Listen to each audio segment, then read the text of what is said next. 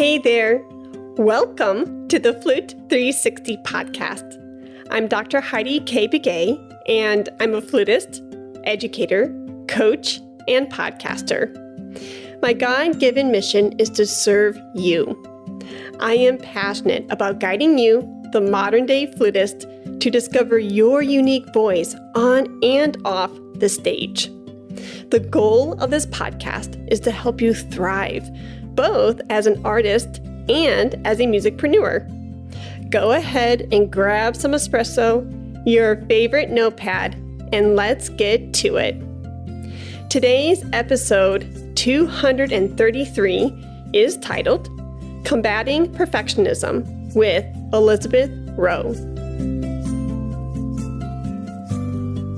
Founded in Dallas, Texas in 1996, the Carolyn Nesbaum Music Company is renowned for its international service for flutists of all levels.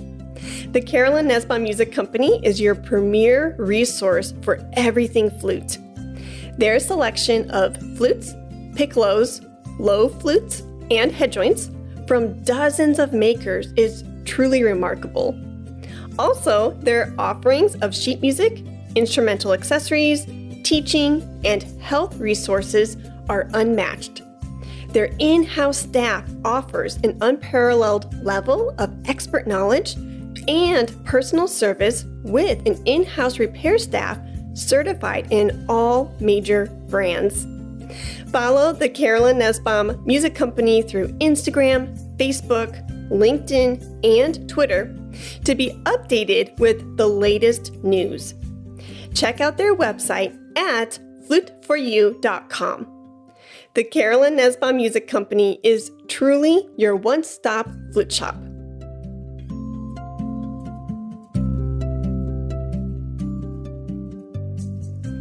Well, welcome. Oh my goodness, Elizabeth. It is so good to see you and to officially meet. Likewise. It's a real pleasure. Such a fun treat to be a guest on your podcast. Oh my goodness. Literally the pleasure is all mine. I feel like I have been watching you from afar for such a long time, and I admire every hat that you wear, from being a flutist and a teacher, and now the current work that you are diving into. It is mind-blowing. So thank you for all of those contributions. Thank you for saying that. And I think that so many of us have a lot of dimension to us. And so it's great that over a period of a long career, we get to explore different facets of who we are.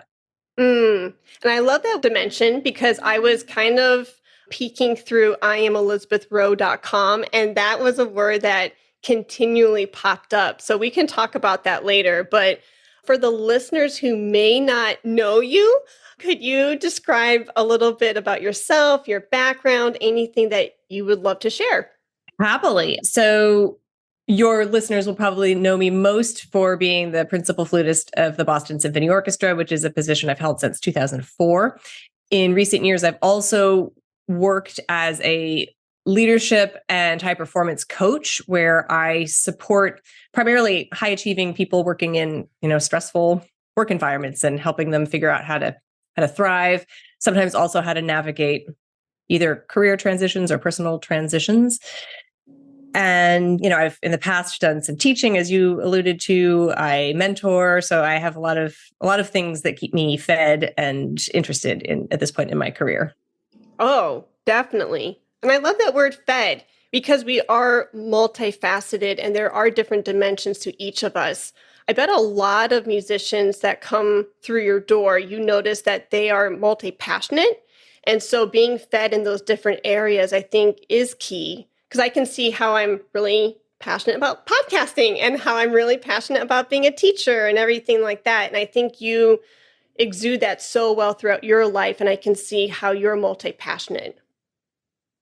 Yeah, I think that depending on our trajectory and what our focus has been maybe earlier in adulthood, sometimes it can feel like, especially for classical musicians who are really oriented towards having a career that looks a certain way, it can end up being a pretty narrow focus, right? If you're really focused on getting a certain kind of job or having a certain kind of career. And some people come to the realization early on that there's more to life than that. And they want something that's more diverse and varied.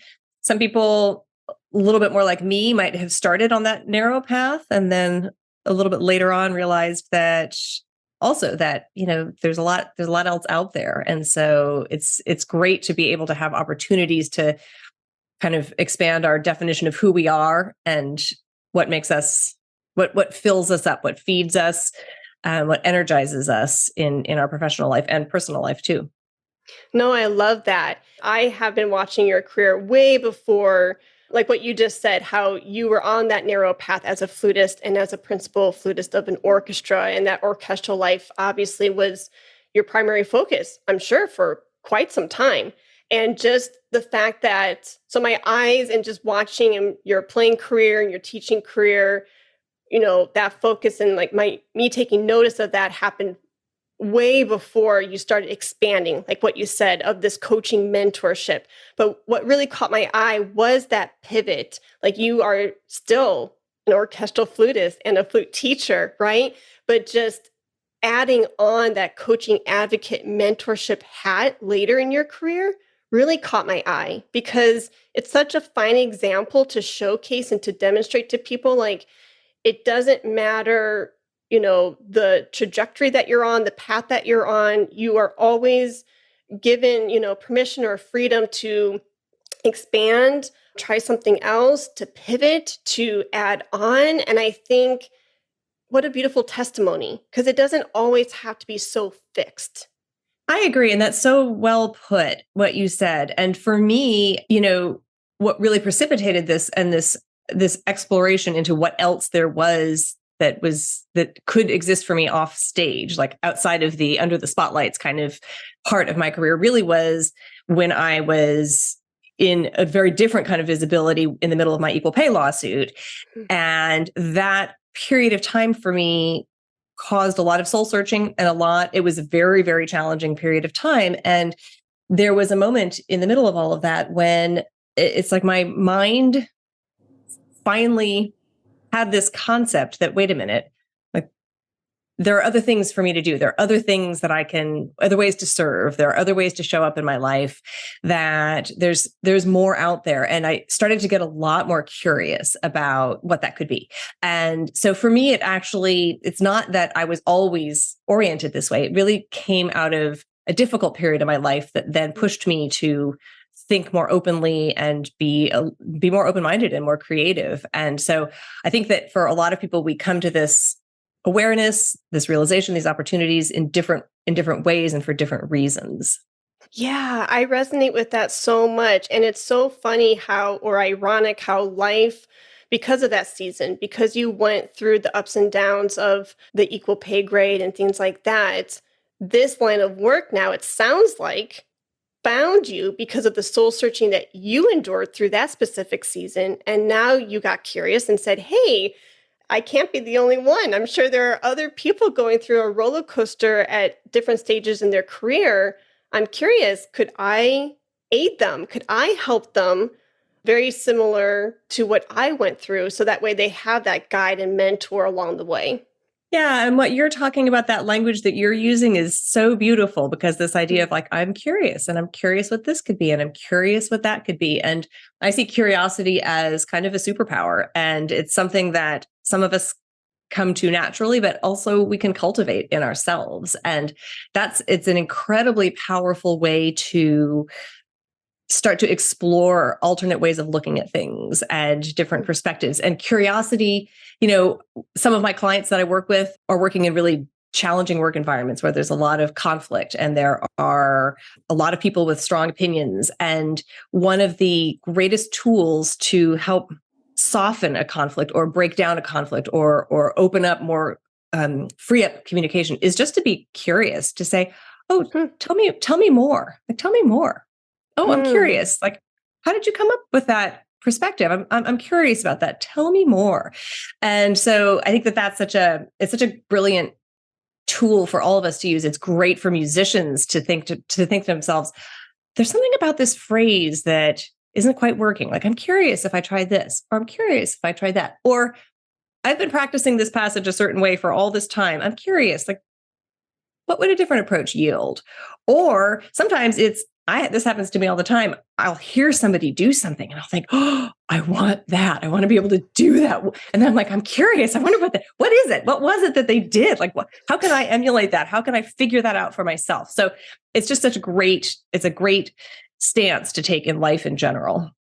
Oh, yes. I couldn't agree more. And just because you are getting so excited and I see it all over your face and I'm getting giddy with you, with this line of work that you have endured with being a mentor and a coach, and these different nuggets that are popping up like curiosity and let's experiment and let's explore, has that benefited your flute playing or your flute teaching in any way? Do you notice like yourself getting off the page more or being more curious in your own practicing because of this line of work? Absolutely. Mm. And one of the most wonderful experiences that I had in this sort of thinking about this is early on in the pandemic when the BSO had been quiet, had been dark for a number of months. And we started to go back to work very, judiciously and carefully in the fall of, it must have been 2020. And we were, typically for an orchestra like the Boston Symphony, a big 52-week orchestra, we have our repertoire set up, months and months and months in advance. So I know way ahead of time when things are coming down the road. And this was something totally different, right? This was just, who knows are we going to work this week? Are we not? What are we playing? Who's going to be there? Who's not? And I remember this particular program that was announced with just a few days notice. And the flute players who are listening will resonate with this because it was Firebird and Prokofiev Classical Symphony. Oh, and I think I heard about it. And it was like Monday. And they're like, we're going to start doing this on Wednesday and we're going to record it on Thursday. And I just freaked out because for me, that is not a 2 days worth of practice kind of program. That was something that typically for me, needed a lot of preparation, or so I thought.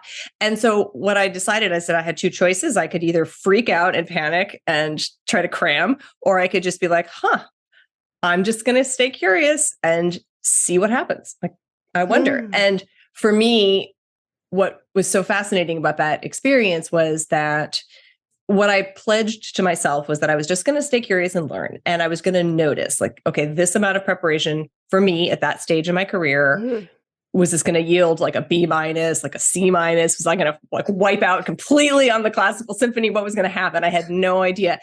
And so I was preparing myself for any version of that. And what I didn't think about and what I wasn't prepared for was that I was actually going to play better than usual. And I did, and it shocked me, and it totally blew open my mind. And I thought, oh my goodness, the way I've been doing things for all this time, maybe, it certainly worked, but maybe that's not the only way that it might work. And so not to say that I run around being horrendously unprepared all the time, but it taught me a really important lesson, which is that there are many paths to the same outcome, right? Or the same result. So for me, my ability to stay curious during that time, instead of really panicking or being judgmental or harsh, just to stay curious, I think helped me have that experience, which is such a good learning experience for me. I love that. And I know I'm going really deep in this rabbit hole of curiosity and I'm really beating this horse. So thank you for being patient with me. But that's just amazing that you were kind of pleasantly shocked and surprised, like, oh, wow.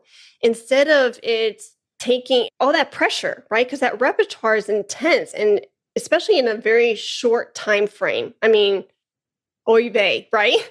Right. But just to say, all right, let me just be curious about this. Like, that's a huge lesson for the flute listeners out there, in their practicing, or maybe they get called and they're a sub flutist and they get called last minute to sit in and to cover the missing player or whatever, or there's a quick, audition opportunity and they don't have this beautiful 6-8 weeks to prepare. It's more like 2 weeks, right?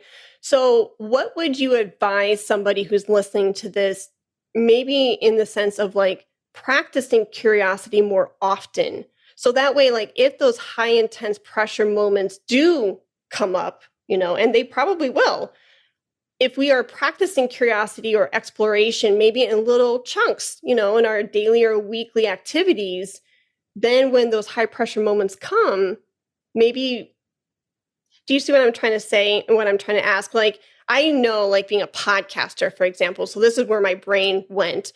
I resonate so much with your story because of my pivoting story and because of the things I've learned and seeing how the podcast is like, snowballing into its own beautiful thing.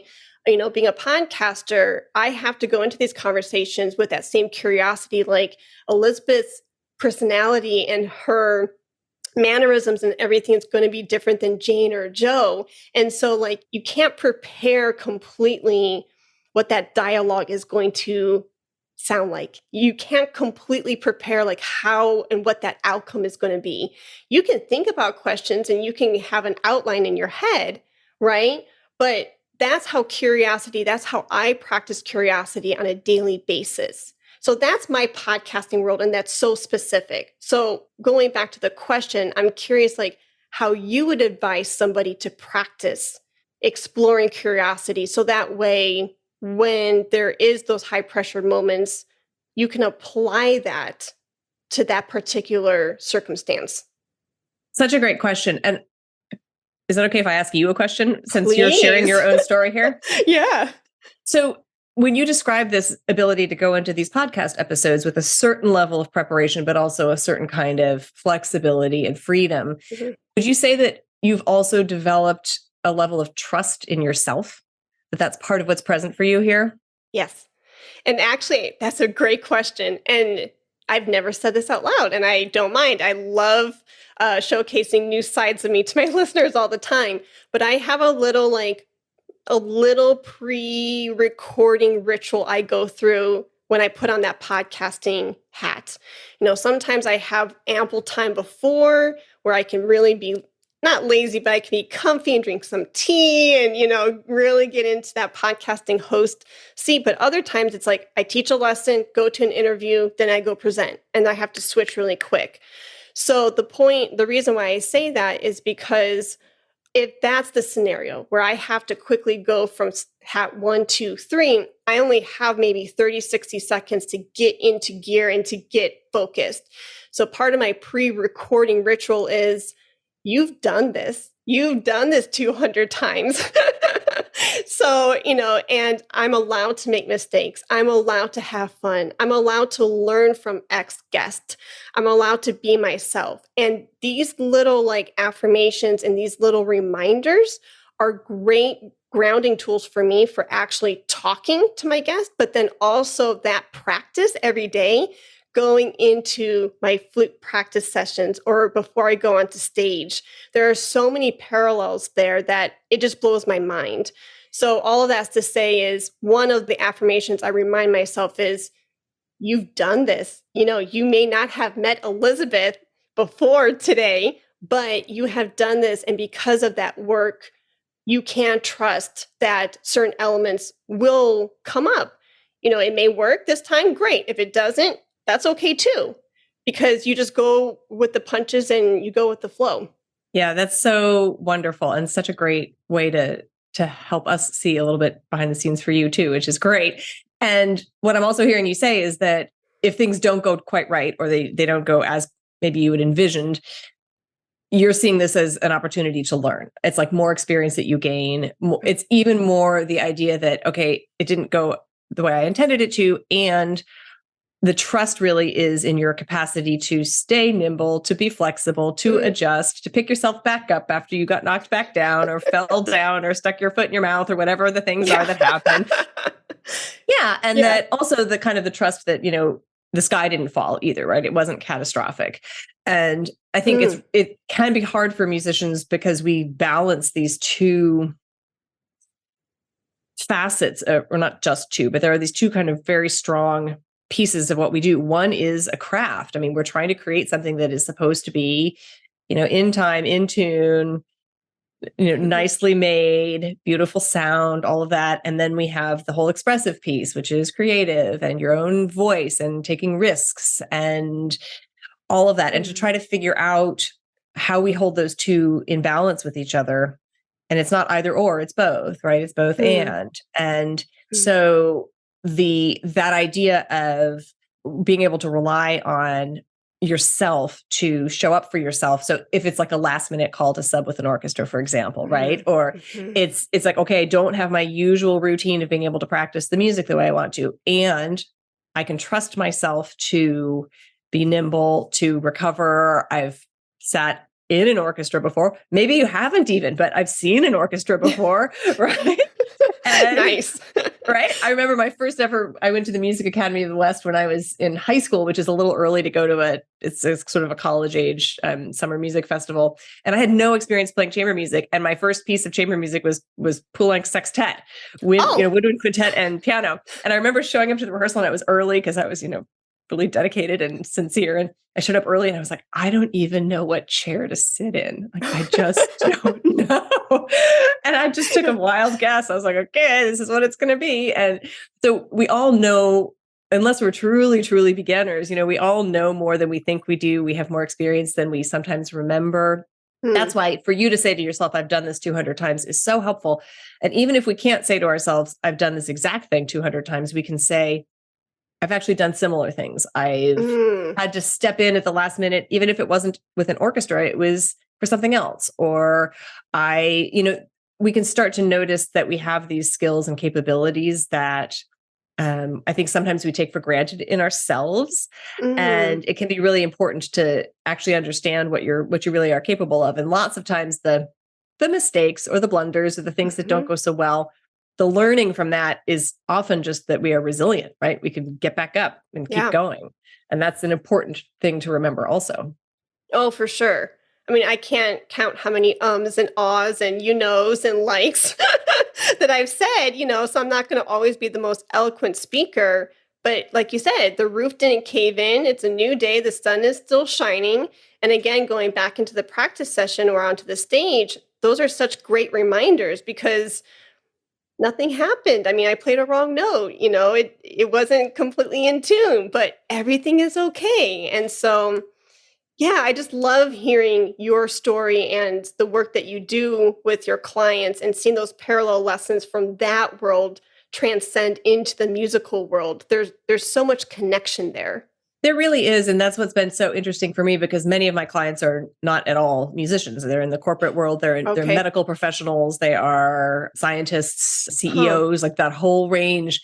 And yet perfectionism shows up. Ooh. Absolutely. Rushing. So we think about rushing as musicians is one thing that we really guard against, but people rush in life. Like even you talking about taking those 30 seconds before getting on a call to ground yourself and to orient yourself. And, or that idea of curiosity where we rush, we assume that we know things that we don't, or we assume somebody means something by what they say. We don't slow down for that extra beat to say, like, help me understand that, or explain that to me a little bit differently, or just want to make sure we're understanding each other. Just that slight slowing down of communication. And so just like as musicians, we have to learn how to hold the tension in like a fermata or something, and can be really uncomfortable, right? To let time pass. It feels like forever, or to take time between your excerpts if you're playing an audition to not rush. That's a good one. Yes. Yeah. So many of those same tools that we use as musicians apply and cross over into outside of this industry. And especially this concept of pursuing excellence rather than kind of striving for perfection and making a distinction between those two. So pursuing excellence really is about staying attuned to the process and really making sure you're doing high quality work, not so focused on the exact outcome. The high quality work leads to that outcome, but that you're really oriented towards moving in the direction of excellence rather than trying to be perfect all the time, which is a different kind of feeling. Oh my goodness. You could not have set up my next question any better. I swear, we don't have a script. But literally, I pulled my 360 listeners and asked, what would you want to ask Elizabeth Rowe? And that literally was the topic, combating perfectionism. How do you do it? How do you overcome it? All of that. And you've started hinting at it. Could we go into that a little bit more? Yeah, it's such a big topic and it transcends industries. And I think it's especially challenging for musicians, for classical musicians. Kind of the way I think about perfectionism is I make a distinction between perfectionism and excellence. And so perfectionism really is this idea that any flaw is almost like catastrophic, right? That the idea is that we are completely without flaw, and we are really oriented around being perceived as flawless, right? So that's how we show up. That people say, "Oh, that is perfect. You are perfect."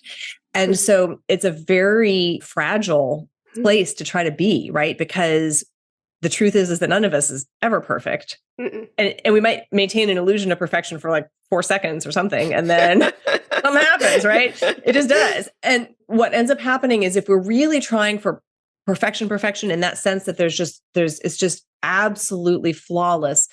And then we fail to achieve that because we just will. If we're coming from that perfectionist stance, what we end up doing is doubling down on trying to become more perfect. And so we end up being more and more concerned about how we're being seen. We end up being more and more kind of focused in on these tiny, tiny, tiny little details and really afraid of making a mistake, afraid of taking risk, afraid of doing anything outside of the box. Curiosity shuts down completely. Okay. Because with curiosity comes, oh, I might try something different. Well, if you try something different, you don't really know what's going to happen, right? And if you're really focused on being 100% perfect all the time, you're not going to be willing to do that, right? You're not going to be willing to explore, to try something new, to take a risk. And so it ends up shrinking your world a lot and feeling very fragile because we all end up, making mistakes here and there. It just happens. And so it just ends up in this kind of very narrowing, shrinking kind of outlook. Whereas if what I'm doing is really striving for excellence, I can decide that what I'm going to do is I'm going to try to move towards something. Oh, so cool. I'm moving. I'm not trying to be perfect. Like being perfect sounds like a thing that you attain. Like I've achieved perfection and now I have to hold on to it with like this death grip. Yeah. But if I'm working towards something, I'm moving on a spectrum towards excellence. So can my sound have more center to it? Can my vibrato be more expressive? Can my rhythm have more poise to it? Can my language, my speaking language, be more clear? Can I communicate with my colleagues in a more open manner, right? So we're going towards something that we want and we're on the path, right? And so then when we have setbacks, it's not that something has shattered, it's a bump in the road that we're on. It's not a complete shattering of the goal, right? We haven't just failed. We've just been like, oh, bump, setback. Do I keep going in this direction? Do I pivot a little bit? Do I adjust? Do I get curious? How can I learn from this? Right. So to go back to being like the musician, if you're a perfectionist and you play a wrong note, it can feel cataclysmic and that everybody's looking at you. Now they know that you are a failure, that you've broken, right? And there's a huge amount of recovery that has to come from that. And then the goal is to like never, ever, ever, ever do that again. Right. So that's a very tight, tense way of approaching that. Whereas nobody wants to play a wrong note. That's not part of my big plan at all. And I just want to go on record and say, I hate playing a wrong note. I hate like flubs in public. Nobody likes this. Yeah. If though you can take a working towards excellence approach, you can start to get curious right away. So it's like, what could I have done differently? And also that one wrong note, it doesn't define me. It's not who I am. And it doesn't negate all the 40 million other beautiful things that happened on either side of that wrong note. Yes. But if you're in a perfectionist stance, it's almost like a beautiful, like Fabergé egg that when there's one tiny flaw, the whole thing shatters. Right. Whereas if you're right. So it's just gone. And then you're just like, oh, that one mistake shattered the whole thing. And then picking up all the pieces of that egg, that's impossible. Yeah. Impossible. That's exhausting. Yeah. Right. But if it's like, if you're in process and you're working towards achieving something that's better, it's almost like, I have not used this image before, but what popped into my head is almost like if you're knitting something and you like drop a stitch somewhere in the middle of it, right? It's like, oh, there's a little bump in there, a little flaw. There's a little thing. The whole gorgeous cashmere sweater that you just knit is not ruined. It's just, there's this one little spot that it's not totally perfect, and that's okay. And it's possibly actually more beautiful as a result. And it doesn't define the whole sweater. We don't look at the whole sweater and be like, oh, that thing is trash because there's one spot where the stitching is funny. Oh, Elizabeth, I'm getting so giddy. You and I are literally on some like same brainwave or thinking wave, whatever. I'm losing my eloquent words here. I just did a TikTok video about tapestry. And the exact same analogy of the threading. And it's like, yeah, the artist is telling a story through that tapestry. There's a fox, a squirrel, a pretty tree, but if there's a little knot in the threading, it's not going to deter you as the viewer of this beautiful tapestry from that little flawed knot or a discoloration of the thread. It's almost a part of it, and it's just a reminder that things aren't perfect. There's nothing that is perfect. But the story is still being told. Look at the bigger picture here. Yeah, absolutely. And I think very much like my experience when I didn't have what I thought was enough time to get my classical symphony and Firebird together, and it resulted in something that, from my perspective, was actually better. Often the mistake or the flaw adds character or beauty or something. Now, the time that I played a big old C natural in the middle of Bartok Concerto for Orchestra Cadenza in the fourth movement, I don't know that added much to that. And I would definitely say that was not one of my most proud moments. And I can see that, as you said, it's part of a much richer tapestry. And so that was one big old, honker that I played, and it was not fun. And also, I think that's another piece of it too, is that I think when we're usually when we're perfectionistic in one area of our life, we tend to be in most areas of our life because it's an outlook, and it's reinforced. It's reinforced by classical music standards. It really is. And so we can end up having this sense that our whole life has to kind of be perfect in this way, right? Or look a certain way or be a certain way. And if we start defining ourselves by whether we are perfect or not in all these different arenas, it's this kind of a scary place to live, right? Because we're always in danger of something going terribly wrong or something being wrong. And so especially if we're working on loosening up that perfectionist outlook as musicians, really going into other spaces in your life and looking at, what else makes me, like what else is available in my life? Where are the places that I can be kind of messy and interesting and different and unique, and just where is actually being a little bit less perfect of value? So I would immediately think about, like, with friendships, right? Who wants a perfect friend? Oh, ick. No. Right? Yeah. Right. Yeah. It's like, who wants to be like you're like, oh, I'm always perfect. I never make mistakes. You want to be friends with me? It's like, no, I do not. That's a good example. Yeah. Yeah. No, I love all of that. And even how you were describing these two sides and like approaching the music, being perfect, right? Versus inviting that curiosity and that exploration. Even hearing you describe both sides, I instantly felt like almost a physical reaction to both. Like when you said, like, holding on to that perfectionism like a delicate egg and not wanting to let it, crash or whatever. And if that one wrong note happens, it shatters. Literally, I felt like this physical reaction of so much tense and so much tension in my body when I heard you say that. It's like, oh my goodness, it is so fragile. And, but then this invitation for that curiosity and saying, okay, yeah, and just notice and observe. I did make that wrong. I did play that wrong note. I did play that wrong rhythm or whatever.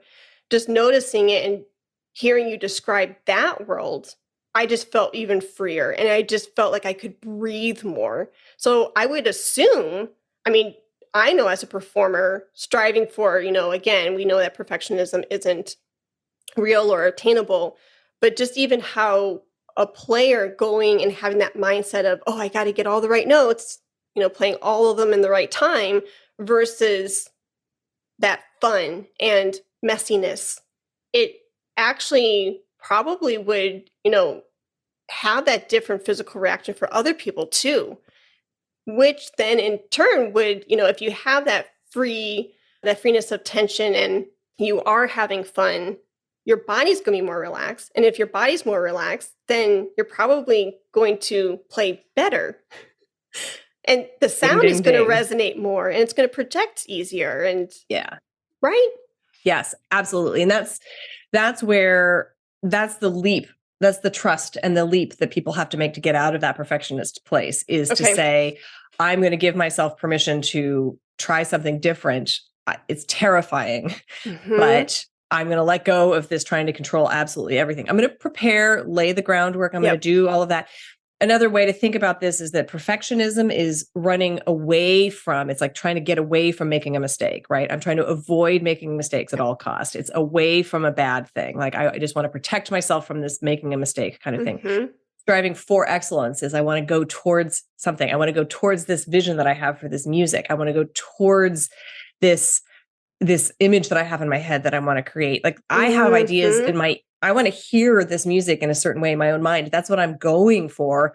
I'm not often succeeding. I'm on the way. I'm getting there, but it feels so much more possible and more sustainable. And actually, it's more likely that I'm going to get there when I'm focusing on going towards creating something that is meaningful and exciting, as opposed to trying to avoid messing up or avoid making a mistake. And you're absolutely right that when we are looser, more connected to all of us. So it's both, that's again, that idea of the art and the craft. So when we let the art come forward, which is the expressive part, which is going to be the little bit more risk taking, a little bit more of that, that's when we tend to be able to actually see the craft, the technique and all of that also do better. Right. Yeah. So we can see that. I think we can see that in athletes, like if you watch Olympic divers or if you watch gymnasts, right? The ones that have to do, or figure skaters, the ones that kind of have to do what we do, which is both execute something technically, yes, like really, yes, like with high a lot level of detail and precision, right? But there's also a subjective piece to it, an aesthetic piece to it. I think we see with athletes that they really do better when they are loose, right? When they are trusting. Yeah. Yeah, and especially connecting it to the other arts and sports and things like that, you can definitely see that. That's amazing. So basically, it could all be wrapped up. Well, not all. You described it so much more eloquently than this simple statement, but just kind of rounding out this part of the conversation. Focus on the task at hand and not the outcome. Right. And if you do the process well, so if you are practicing well, if you're curious, if you are really putting everything into your work and working at a consistently high level and striving for high standards, but you're doing it by paying attention to what you're doing, right? And by really being present for your work, then the outcome follows, right? The goal, you are moving towards your goal. But if you're just focusing on the goal at all times, like I must be perfect, or I must win that job, or I must, a lot of that's outside of our control. And so we spend a lot of time focusing on things that we cannot control, and we lose sight of our process. And then what ends up happening is that at the end, let's say we're preparing for a competition. And let's say there's two ways of doing it. One is I want to really work on growing as a musician. I'm going to push myself to be more expressive, to be more reliable, to be more consistent, to be more poised, to be more creative, all of that. I'm going to push myself to grow. And I also really want to win this competition, right? And I believe that by striving for excellence in these ways, it's going to help me be in a better chance to win this competition. That's one outlook. The other outlook is like, I want to win the competition. I want to win the competition. What do I have to do to win the competition? What do I have to do to win the competition? And so then when you get to the end, if you don't win the competition, if you've been approaching it the first way, you can look to all of that work and you can say, look what I've done. Look how I've grown. Look how I've pushed myself. Look what I've accomplished. If you have the other stance, which is like, I got to win the competition. I got to win the competition. If you don't win it, you got nothing. Yeah. Right? Very true. Yes. And even if you do win it, all you have is having won the competition. But if you win it, having approached it the other way, you have all that work, all of that pride, all of that depth that you've put into your progress and your growth. And you also happen to win the competition. Very cool. Yeah. Sweet. Sweet. Exactly. Yeah. No, I love that. And I swear, like, this conversation is syncing up with my life so beautifully on so many different levels. And so I love the synergy. And I swear, like, there must be like some hidden camera that Elizabeth is like, oh, this is what Heidi's doing. This is what she's thinking, because so many things are lining up. I'm like, oh my goodness. So I'm geeking out over here. But the reason I say that is because there are some nuggets that you were sharing earlier about, like, being curious of getting off the page. And what would it be like if I tried to play that phrase or that section with a little bit more gusto, or a different character, or a different tone color, right? Last week, I was invited to present at a flute shop and talking about practice techniques. And so I really had talked about like practicing performing. And that is like this element of storytelling. That's what we do as performers. We tell a story. And what would it be like if you recorded yourself telling that story? And what if I directed the plot or the character development this way? Or what if I did that? And then hearing yourself convey that story, see yourself talking and speaking on the phone, like if you did like a little selfie recording, and you are listening to your voice, you watch yourself back, practicing taking the plots and the story in all these different ways. Again, tapping into being curious and being in the moment, and practice being present with the story without the flute. Just take the flute away. You're going to, if you're improvising through the story, it gives you that permission to, like what we've been saying, to really be curious and to explore. If you can get comfortable in your own spoken voice, hearing yourself, seeing yourself, then when you go to record and listen back your flute recording, oh my goodness, it's like nothing. It's easy peasy, because this, and I hope you agree with me that I'm not totally left field here, like us, Elizabeth, Heidi, this entity here, that's our first instrument. And then like the flute is just an amplification of that. So if we can get over our spoken voice, then that flute voice just soars. But basically the nugget is, I agree with you. You don't have to be a podcaster. You don't have to be a coach like you. You can find those opportunities throughout your daily, weekly routine for practicing exploration and letting go of perfectionism and everything we've been talking about. I couldn't agree more. I think it's beautifully put. And I think what we're talking about also, both in the playing piece of it and also just general curiosity at how we are and how we go through the world, is self-awareness. And so self-awareness can go to how do I actually sound when I speak, or how do I sound when I play?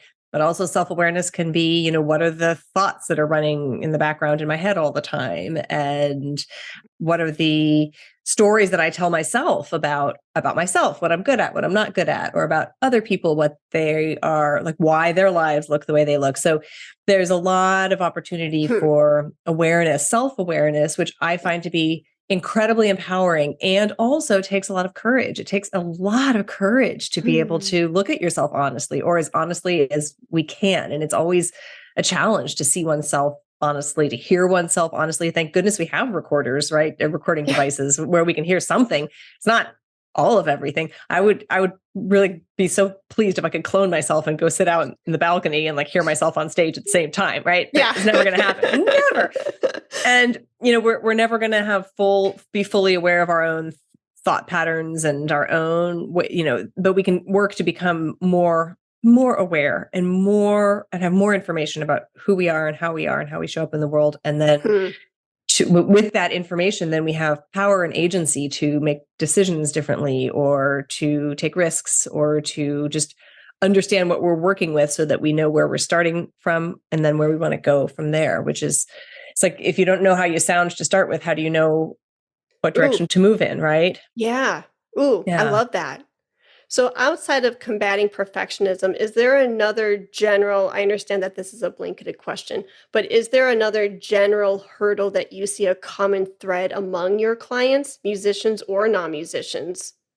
I think we touched on rushing a little bit, right? Ooh, okay. And rushing, of course, we could take it literally as in the musical sense, but really rushing, not slowing down to either get curious, to question assumptions. So that's a big thing. And so along that line is the whole thing of like the stories we tell in our own minds. So the story I'm telling about, the classic thing is like somebody arrives late to an appointment, right? Okay. Well, that's because they don't respect my time, or they don't take me seriously, or they, but like we can go in a whole thing like that. And so we can tell a whole story about that. Whereas if we just got curious and say, hey, tell me what happened, you're late, right? Yeah. Who knows? Like that's like a super, super simple example, but we tend to tell stories that have a lot to do with comparison. Like, well, they are accomplishing this because of that. And right? Ooh, They sound interesting. so good on that because they play this kind of an instrument, or they had that teacher, I or see. this thing happened. So we write all of these stories, or she didn't invite me out with this other group of people for coffee because She doesn't like me she anymore. doesn't like me, or I said that thing the other day and she must be Yeah. pissed at me, or like what, So Yeah. all day long, we're trying to make sense out of the world, where our brains are oriented around stories. And so we want to make sense of things. And so we're like, well, this happened because of that. Okay. This happened because of that.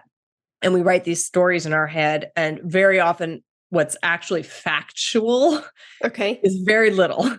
So Okay. what's factual is I am here and she invited some other people out for coffee. Like, those are the only things we know for a fact, right? Yeah. Everything else is a big old story I wrote in my head. So a lot of times what I work with my clients about is to notice when they are filling in big gaps in a story, and to just say, I wonder if there's a different way of looking at this. I wonder if there's a different perspective that might exist, a different explanation. And sort of to your idea of practicing curiosity, like, let's come up with 3 or 4 plausible explanations for why you went to sub with that orchestra and the person sitting next to you didn't speak to you for the whole rehearsal. Like, Oh, interesting. the story you write in your head could be, well, that's because they don't respect me, or that I sound terrible, or they're angry that somebody else didn't get hired for this gig, or whatever it could be. So I will often challenge people to say, let's come up with 4 or 5 other versions. Maybe they have like terrible stomach pains and they're just barely holding it together, right? Maybe they have a newborn baby and they didn't sleep all night, and they, Yeah. infinite number of Yeah. stories, all of which are equally credible or not credible, right? So we spend a lot of time making up stories and telling ourselves stories for why we are and aren't doing things, why other people aren't successful, all of that. And so that's a huge piece of helping people slow down and notice all the assumptions that we all make in our own brains all day long. Ooh, I love that.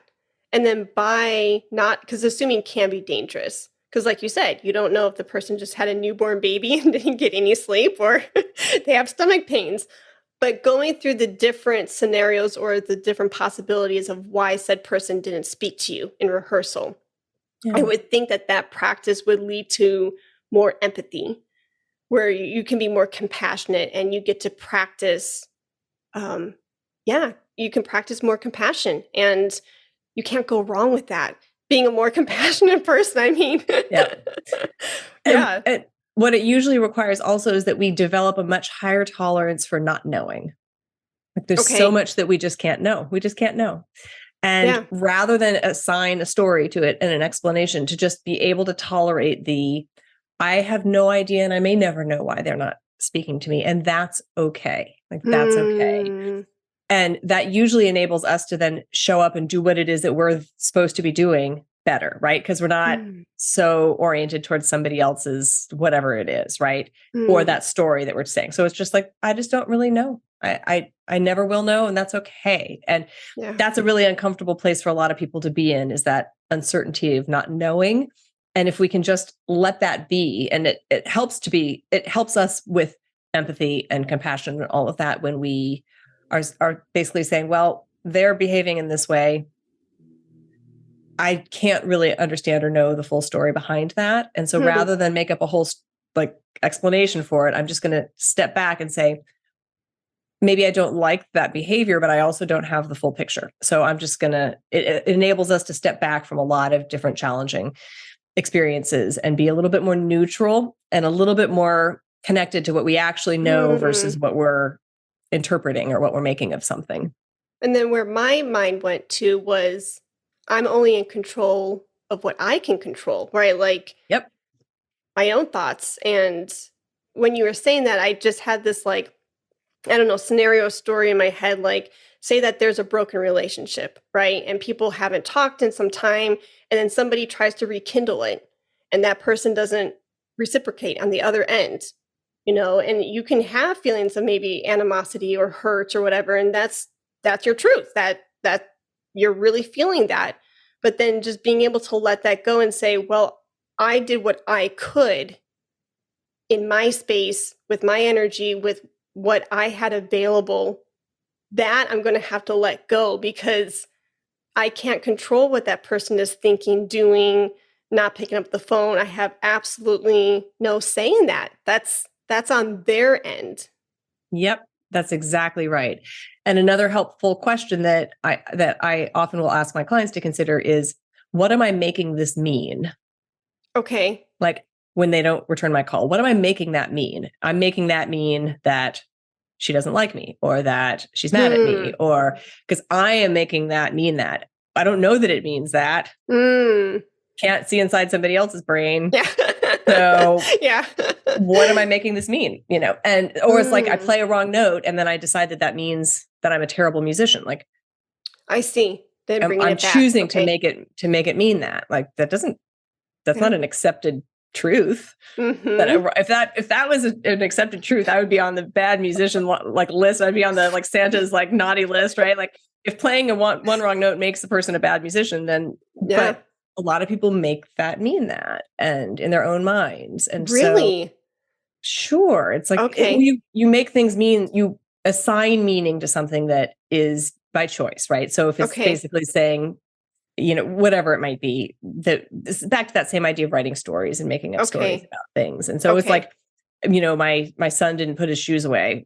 I can make that mean that they don't respect me at all. They take me for granted, that he's, blah, blah, blah, right? We can go in that direction, right? Or I can say my son didn't put his shoes away. Yeah. No, I guess instead of me sounding naive or silly when I said, oh, really? Just the extreme, I guess it just kind of like punched me in the gut when I heard you say that, in the sense of a person going all the way to in my brain. And I empathize with this person if you resonate with this, but like the extreme of I played a wrong note. So are you kind of saying like they will even go to the assumption or go to the conclusion of like, because I made that wrong note or it was a poor performance, I'm a bad person? Or it shows character on who I am as an individual? Like to me, when I heard that, I was like, whoa, like for somebody to go like, again, I'm empathizing. If anyone's listening to this, they're like, oh my gosh, Heidi, you're being cruel. That's not my intention. To me, it just sounds so extreme. It does sound extreme when we put it out in the light of day, when we look at it like this. And I think for a surprising number of people, that is the script that is running in their brains. That, and whether it's musicians or other people in other areas, where if they mess up, make a mistake, don't achieve something, it says something about who they are. And it's so debilitating if that is the way you're oriented. And so when you can start to notice that is what you're making that mean, right? You're making like not getting offered a job means something about who you are. Or then when we can start to notice that that's what we're doing, then we can start to dismantle that a little bit and take a look at that and say, do I actually believe that? Yeah. And then we start, but those kinds of things run in the background for a lot of people, especially a lot of high achieving people. It just is. Wow. Well, thank you for bringing that to light. Like you said, that was very enlightening for me to hear that, because hearing that and exposing that is going to make me, again, probably I'm going to try to the best of my ability, even be a more empathetic teacher. And just knowing that could be a reality for a student or for a colleague or a peer. Like just hearing that, to me, it felt like a soccer punch. It was like, what? Because I mean, my heart goes out to a person going all the way from saying, oh, that bad performance is a reflection of me as an individual. I'm like, no, my heart goes out to that person, because that's neither here nor there. I mean, your identity, like, where does your identity fall? Where does it lie? I would never want it to have it lie in somebody's world of like a bad performance or not getting that job, or because there's so much more, like what, going back to the beginning of this conversation an hour ago, we're multifaceted. There's different dimensions to us. It's not just being a musician. What else? Where else does your identity lie? Yeah, that's exactly right. And especially for high achievers who've been really focused on have been very committed for a very long time to one particular area of their life. It's not uncommon for those other aspects of who we are, of our identity, to not get a lot of attention. And so therefore we relate to those so much as who we are. We relate to our work as who we are. And so that's the invitation for people who have been really focused on work, is to start to notice that there's all the rest of them that exists and that needs sunlight and water and nutrients to grow. And then when you have more of that, that you can see in your own life, then when we experience setbacks in any of those areas, if it's a relationship, if it's a work-related thing, if it's a health-related thing, right, then there's more to us. So that multidimensional quality of who we are helps us weather and be resilient through difficult times that occur in any of those areas of our lives. But especially people who've been really focused on work and really focused on perfection, that can take over so much of their sense of identity. Yeah. No, I do resonate. The more we kind of unpack this, I do resonate with that to a certain degree. And I won't get into that story, but I can empathize and I can see where people could easily fall into that trap. And just being gently reminded of, hey, look, we wear these different hats and everything, and it doesn't have to hit you so hard. And you don't have to be, I guess, maybe in a positive light, showing yourself that self-compassion. Absolutely. And just really seeing yourself as a complete person and seeing that there's so much beauty and uniqueness in every individual human being and in all the facets of who they are. And to celebrate and acknowledge that in yourself. And of course, still be growing and learning and striving and all of that. But also, as you said, having compassion for the parts of you that are struggling or that are a little bit late to the game of figuring these things out, or had some really challenging messages that we received growing up, or that we're trying to unlearn. And there's a lot of ways that people are super hard on themselves, and that piece of acceptance and self-compassion and recognizing that you are more than any one part of you, that you are much more than any one job or relationship or thing. It's super helpful for people. Oh, thank you for that, Elizabeth. Yeah, I've learned so much from you, and I know I have taken up too much of your time. And I so thank you for you sharing your expertise and your talents. And truly, honestly, thank you for all of your different contributions to our community, the playing, the flute teaching, the mentoring, and the advocacy. I'm just blown away by your career and just who you are as a person, and the fact that, I know just your impact and what you are bringing to our community is so noticeable. And I thank you for that. Oh, thank you for being just a gracious host, and for letting me ask you some questions too. That always brings me joy. So thank you for the great conversation. Oh, thank you, Elizabeth. Thank you for listening to the Flute 360 podcast. Please subscribe, rate, and review through your favorite podcast app, such as Apple, Spotify, and iHeartRadio, among others. Thanks! Let's talk about flute.